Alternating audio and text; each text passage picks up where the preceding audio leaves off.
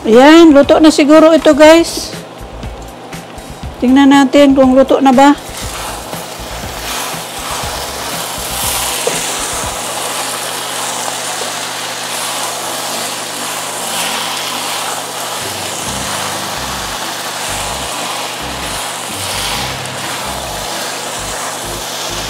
Ayan, luto na guys.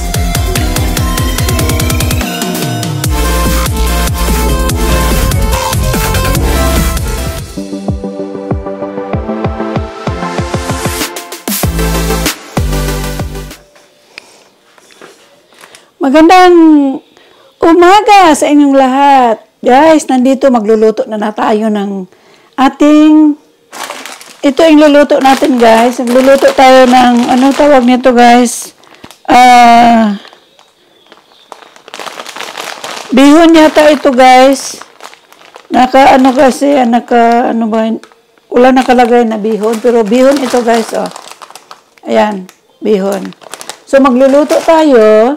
Meron tayong carrots, sibuyas dahon, ahos, at saka beans.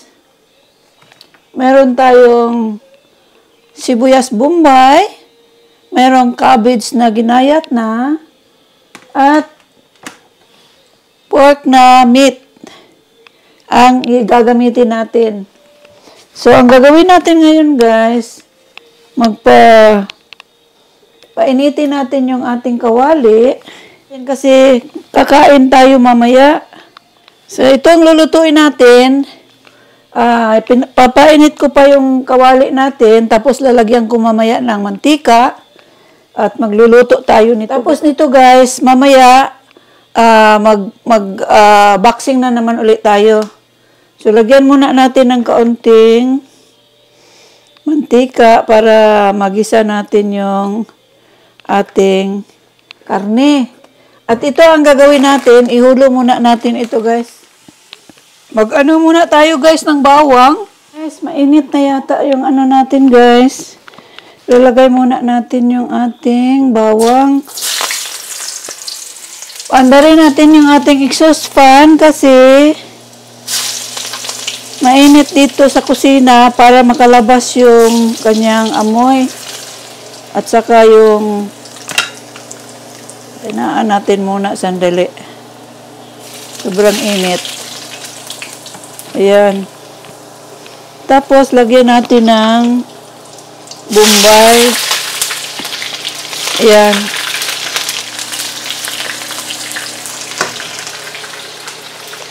Tapos, dito na natin ilalagay yung ating karne.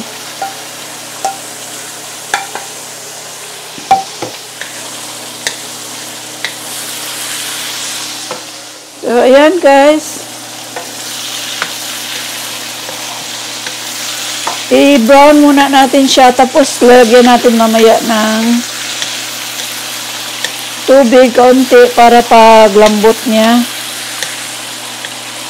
Pinaano ko yung garlic, pinaano ko, brown ko ng masyado para lumabas yung ano niya, yung bango niya. Kasi hindi masyadong mabango pag hindi naka-brown ng masyado yung ating bawang. Lagyan natin ng kaunting flavoring. Nilagyan ko na siya ng nilagyan ko na siya ng patis, tuyo, saka lagyan na natin ng timpla bago natin siya lagyan ng tubig.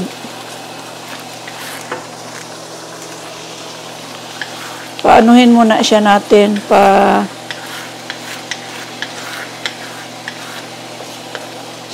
sipsipin muna natin siya sa karne para masarap. Tingnan natin.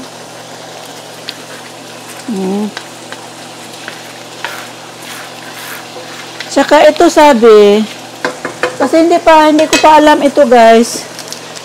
Binili ko ito sa Filipino store. Sabi pang pansit daw, pero bihon yung ginamit ko. Siguro sa susunod ko na lang ito gamitin. Pansit kasi sinabi eh. Hindi ko alam paano ito gamitin. Flavor seasoning lang naman. Pasarapin for use. Use about 3 teaspoon of aji ginisa for 500 grams of vegetables or meat. Pang ano pala siya sa vegetables. Para chop suey. So, pwedeng sa susunod na lang yan, guys. Ito na lang muna. Wala na akong atsal kasi, guys. Kaya, yung ano na lang ginamit ko. Carrots. Lagyan na natin ng tubig, guys. Tapos, paanuhin natin, pakuluan natin. Ayan. Kubos na lang yan. Kasi palambutin pa natin yan. Tapos, tataki pa natin.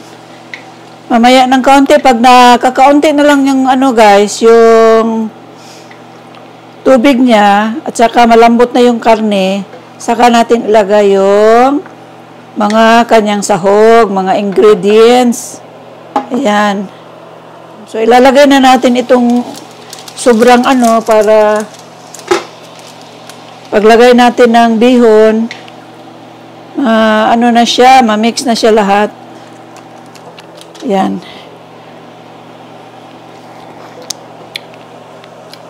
Ito guys, yung flavoring niya guys, all in one, seasoning, granules siya. Dala ko pa ito guys. Kasi mas mura doon pag doon ka bumili.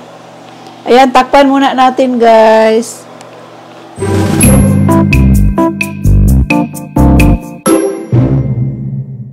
Kumunti na lang ang tubig guys, ilagay na natin yung ating, ito muna ilagay natin guys kasi maano ito matigas-tigas ng kaunti. Yung ano guys, yung bihon. Sana madaling mag ano ito. Kasi hindi ito kasi ano sa ibang lugar kasi ito, sa Asian countries ito, hindi naman sa atin.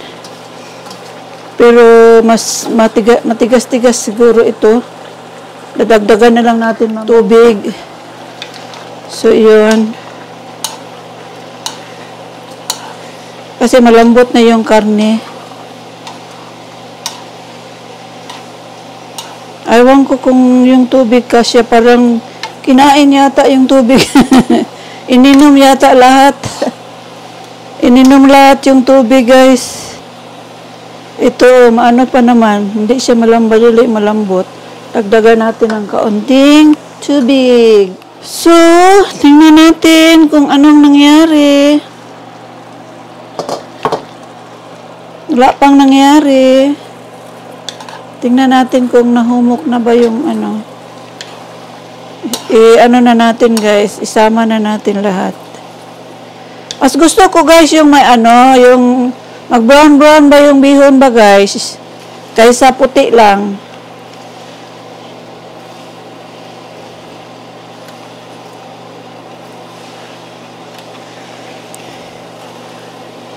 Yan. Tingnan natin. Malambot-lambot na guys.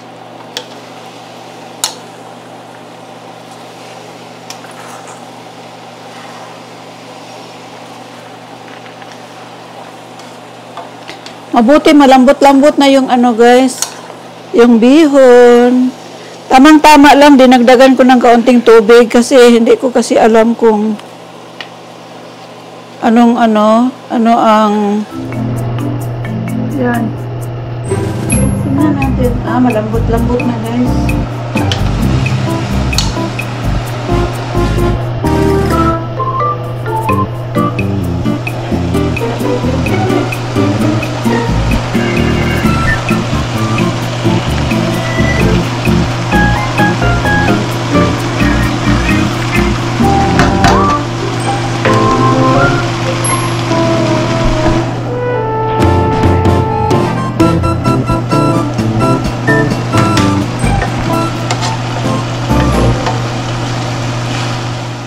Ayan, luto na siguro ito guys. Tingnan natin kung luto na ba.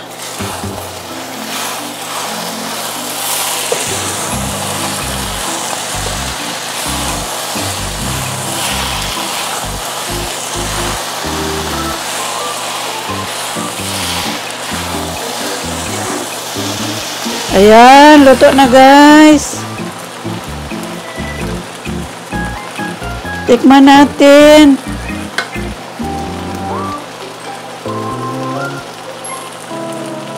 Tikman natin guys. Sarap.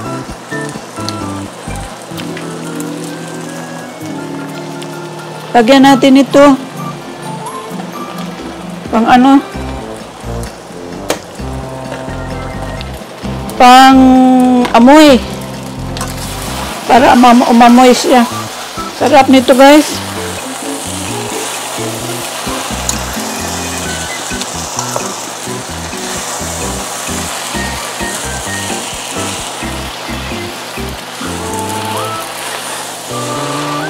Yan, tapos na guys. Kain po tayo. Kain po tayo guys. Tikman natin.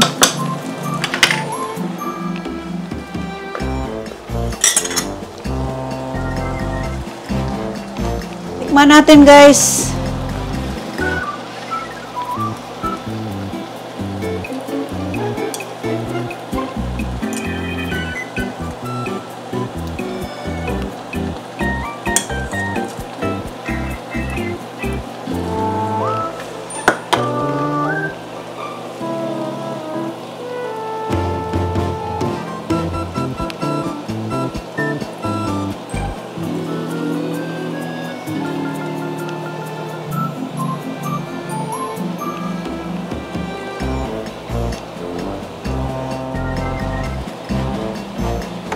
Ayan guys. Ayan. Luto na ang ating bihon. Tikman natin guys. Kain po tayo. Ayan.